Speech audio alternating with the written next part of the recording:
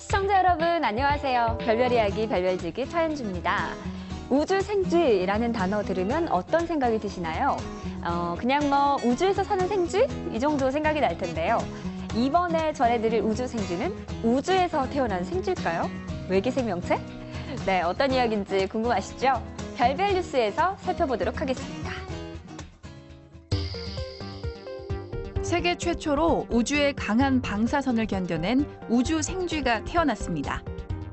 일본 야마나시 대학 와카야마 연구실은 국제우주정거장에서 장기간 보관한 생쥐의 정자와 지상의 암컷 난자를 인공 수정시켜 새끼를 탄생시키는 데 성공했다고 발표했습니다. 우주 방사선에 노출된 어류나 양서류의 번식이 성공한 사례가 있지만 포유류는 이번이 처음입니다. 1년여 동안 진행된 실험 결과는 매우 성공적이며 지난달 29일까지 태어난 우주 생쥐는 모두 57마리입니다. 네, 정말 만화 속에 나올 법한 이야기로 들릴지도 모르겠는데요. 국제우주정거장에서 만들어진 생쥐. 어떤 과정을 거쳤는지 오늘도 이태영 교수님과 함께 이야기 나눠보겠습니다. 네, 교수님 안녕하세요. 네, 안녕하십니까. 네, 우주 생쥐가 정확히 어떤 건가요? 네, 우주 생쥐 아니고 우주에 사는 생쥐 네. 또는 우주에서 태어난 생쥐. 그러게요. 네, 두 개 다는 아니고요. 네. 작년 8월에 일본에서 그 무인 우주선에다가 그러니까 수컷 생쥐의 정자를 냉동 건조해가지고 실어 보냈어요. 네. 이것이 이제 그래서 우주정거장에서 한 8개월 정도 머무른 다음에 올 5월달에 이걸 다시 지상으로 갖고 왔습니다.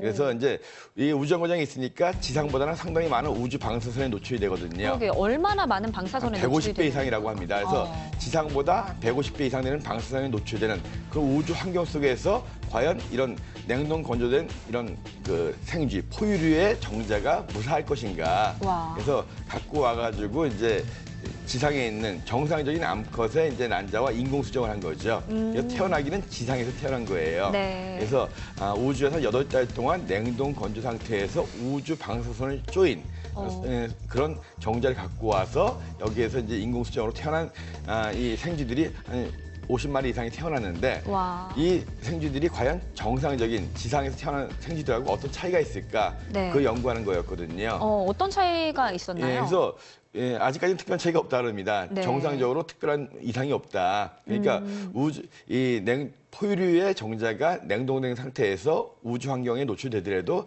큰 문제가 없을 것이다. 예. 근데 이제 한 8달 정도였잖아요. 네. 그래서 이제 연구진들은 내년, 후년, 그러니까 처음에 올라갈 때 12마리의 그 생쥐의 그 정자를 갖고 올라갔는데 네. 일부만 갖고 온 거거든요. 그래서 1년 후에 다시 한 번 또 갖고 와보고 또 갖고 와보고 그래서 1년 이상 노출됐을 때 또 2년 이상 노출됐을 때 그 상황이 어떤지 이제 알아보겠다는 거거든요. 그렇군요. 아직까지는 별 이상이 없다고 하는데 그럼 언젠가는 우주에서 직접 태어나기도 그렇죠. 하는 실험을 해볼 날이 오겠네요. 결국 뭐냐면 이제 우주 여행을 하게 되면 상당히 오랜 시간 동안에 우주에서 우주 환경 속에서 방사선에 노출돼야 되고 그렇죠. 그러다 보니까 우주에서 또 이제 새로운 생명을 갖다가 인공 수정해야 될 날도 올 것이고 그렇죠. 그런데 대비하기 위해서 그런 초기 단계의 실험을 생쥐를 가지고 한 거죠. 아무튼 현재로서는 8달 정도 우주 환경에 노출된 생쥐의 정자는 이상이 없다.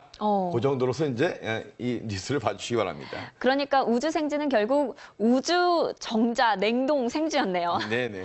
네, 다음에는 우주에서 태어날 우주 생쥐도 한번 기대해 보도록 하겠습니다. 네, 다음 코너는 와우 천문 영상입니다. 이번에는 어떤 영상이 우리의 시선을 사로잡을지 궁금한데요. 함께 한번 감상해 보시죠.